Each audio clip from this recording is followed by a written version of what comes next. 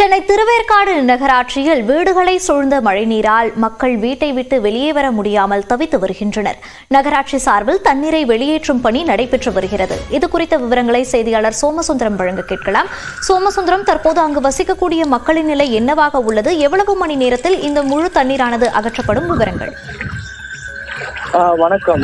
நேற்று பெய்த கனமழை மற்றும் புயல் காரணமாக சென்னை அடுத்த திருவேற்காடு நகராட்சிக்கு உட்பட்ட 1வது வார்டு சுந்தர சோழபுரம் ஏழுமலை நகர் பகுதியில் கனமழை காரணமாக வீட்டுப்புற பகுதிகளை மழைநீர் சூழ்ந்துள்ளது. இதனால் சுமார் 50க்கும் மேற்பட்ட வீடுகள் தற்போது பாதிக்கப்பட்டுள்ளது.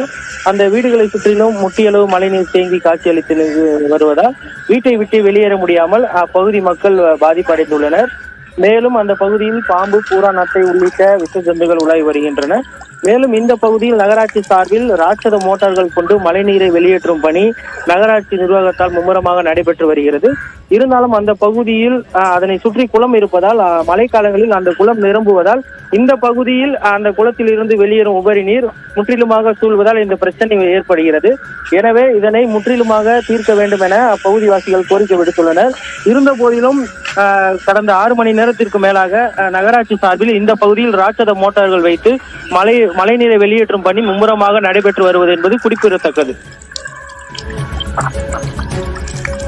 விவரங்களுக்கு நன்றி சோமசுந்தரம்.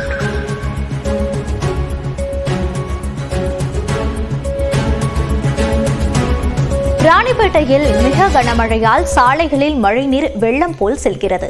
கூடுதல் தகவல்களை நமது செய்தியாளர் சிவா வழங்க கேட்கலாம். சிவா, தற்போது ராணிப்பேட்டையில் மழை பொழிவானது எவ்வாறாக உள்ளது? விவரங்கள்.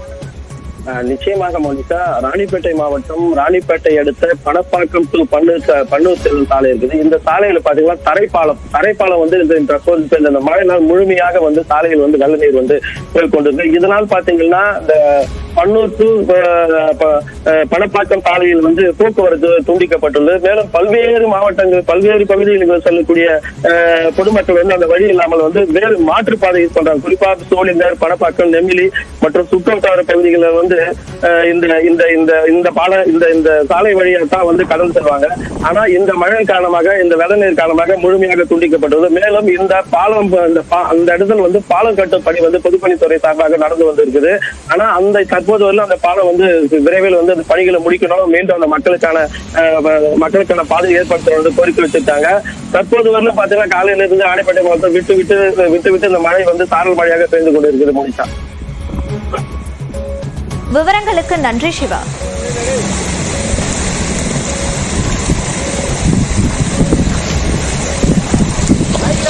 போடா